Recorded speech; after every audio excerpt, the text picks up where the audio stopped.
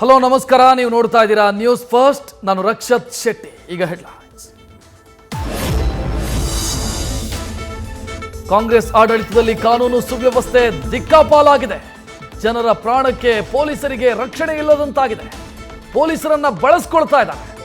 ಮಾಜಿ ಗೃಹ ಸಚಿವ ಆರಗ ಜ್ಞಾನೇಂದ್ರ ಆಕ್ರೋಶ.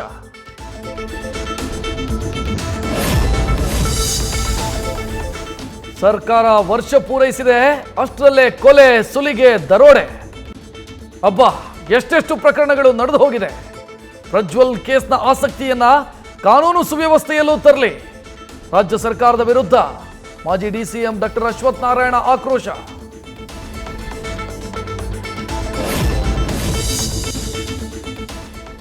ಪ್ರೀತಿ ನಿರಾಕರಿಸಿದ್ದಕ್ಕೆ ಯುವತಿಯ ಮನೆಯ ಮೇಲೆ ಕಲ್ಲು ತೂರಾಟ. ಬೆಳಗಾವಿಯ ಕಿಣೆ ಗ್ರಾಮದಲ್ಲಿ ಪ್ರೇಮಿಯ ಹುಚ್ಚಾಟ. ಮದುವೆ ಮಾಡಿ ಕೊಡದಿದ್ರೆ ಹತ್ಯೆ ಮಾಡ್ತೀನಿ ಅಂತ ಯುವತಿಯ ತಾಯಿಗೆ ಬೆದರಿಕೆ. ಆರೋಪಿ ತಿಪ್ಪಣ್ಣನನ್ನ ಬಂಧಿಸಿದ ಪೊಲೀಸರು.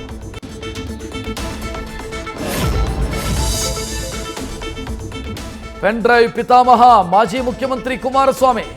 ಸಂಸದರ ಮೊಮೆಂಟ್ ಕೇಂದ್ರಕ್ಕೆ ಗೊತ್ತಿರುತ್ತೆ. ಮಾಜಿ ಸಿಎಂ ಕೇಂದ್ರ ಸರ್ಕಾರದ ವಿರುದ್ಧ ಸಚಿವ ಕೆಎನ್ ರಾಜಣ್ಣ ಕಿಡಿ.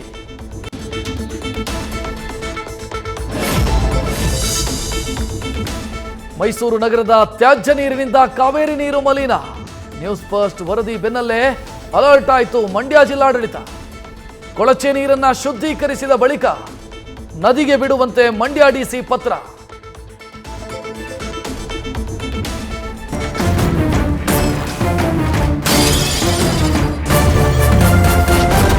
ನ್ಯೂಸ್ ಫಸ್ಟ್ ನಿರ್ಭೀತಿಯಿಂದ ನಿಮ್ಮ ಪರವಾಗಿ.